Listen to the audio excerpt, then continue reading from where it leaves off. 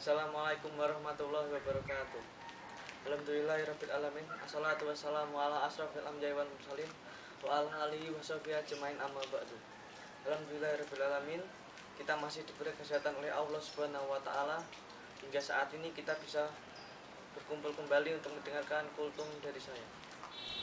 Dan semoga wabah yang menimpa bumi tercinta kita ini bisa segera dihilangkan oleh Allah Subhanahu wa taala. Pada kesempatan kali ini saya akan menyampaikan kultum yang berjudul salat duha. Apa itu salat duha? Salat duha adalah salat yang kita lakukan saat matahari mulai naik dan sebelum waktu zuhur. Pada waktu tersebut kita dapat melakukan salat duha sebanyak 2 rakaat atau lebih asalkan jumlah rakaat itu genap. Allah Subhanahu wa taala berfirman dalam surat Ad-Duha ayat pertama yang berbunyi, A'udzu billahi minasyaitonir rajim. Bismillahirrahmanirrahim. Wadduha, yang artinya demi waktu duha. Arti dari ayat tersebut adalah Allah memerintahkan kita untuk melaksanakan sholat duha. Karena apa? Karena sholat duha memiliki banyak sekali keutamaan. Yang pertama, Allah akan mencukupkan rezekinya hingga akhir siang. Yang kedua, bersedekah mewakili setiap persendiannya. Dan yang ketiga, akan mendapatkan pahala haji dan umroh. Dan yang terakhir, akan termasuk orang-orang yang awwabin atau orang-orang yang kembali taat. Masya Allah, ternyata banyak sekali keutamaan yang dapat kita ambil dari melaksanakan sholat duha. Maka dari itu, ayo kita sholat duha minimal 2 rakaat sehari. Kita bisa mendapatkan hidayah, barokah, dan syafaat dari Allah Subhanahu wa taala. Oke, yang selanjutnya, apa sih manfaat yang dapat kita dapatkan dari melaksanakan sholat duha? Ternyata sholat duha memiliki 7 manfaat yang dapat kita ambil. Yang pertama, waktu ijabah untuk terkabulnya doa. Ternyata sholat duha itu memang benar bisa mengabulkan jodoh, seperti yang terdapat di Quran surat Al-Isra ayat 78. Di surat tersebut menjelaskan tentang waktu ijabahnya untuk melaksanakan sholat duha. Oleh karena itu, para malaikat turun ke bumi untuk menyaksikan sholatnya orang mukmin.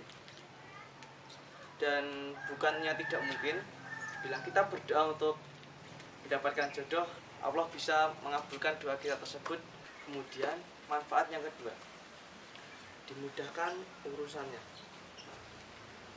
Manfaat yang kedua ini adalah dimudahkan urusannya.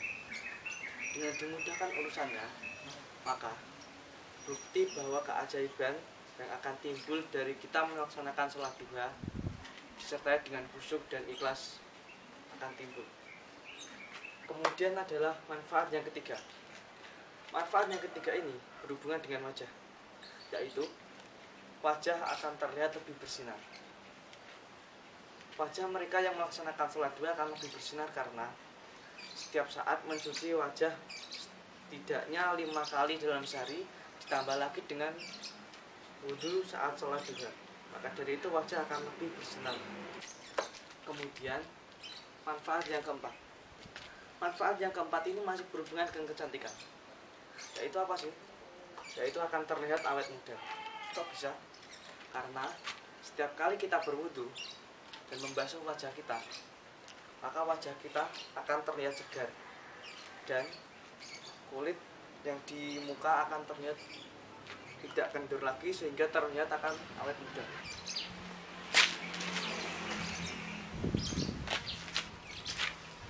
Kemudian yang manfaat yang kelima ini berhubungan dengan kesehatan. Apa itu?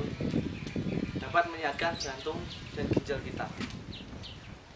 Karena apa? Karena saat kita mau melaksanakan sholat zuhur, menjelang waktu sholat zuhur, itu adalah waktu yang tepat untuk mengurangi dampak dari ginjal atau penyakit jantung. Karena situasi bumi saat sudah siang akan terasa sangat panas dan itu tidak baik untuk jantung dan ginjal kita. Kemudian manfaat sholat duha yang keenam adalah sholat duha menjadi sedekah. Kenapa menjadi sedekah? Seperti yang dikutip dari hadis riwayat Muslim, beliau bersabda, setiap pagi ruas anggota tubuh kalian harus mengeluarkan sedekah. Amar ma'ruf adalah sedekah. nahi mungkar adalah sedekah. Dan semua itu harus diganti dengan sholat duha 2 rakaat. Kemudian manfaat yang terakhir atau manfaat yang ketujuh ialah sholat duha dapat menggugurkan dosa dalam. Meskipun dosa kita banyak sebuir air di laut, sholat duha tetap dapat menggugurkan dosa kita. Apalagi di bulan Ramadan ini pahala dilipat gandakan dan kita juga dapat menggugurkan dosa kita.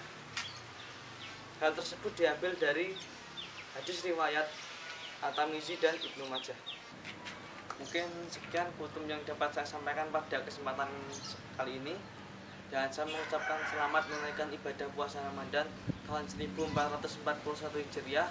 Semoga kita diberi kesehatan dan kelancaran hingga kita bisa menyelesaikan puasa 1 bulan ini. Kurang lebihnya saya mohon maaf.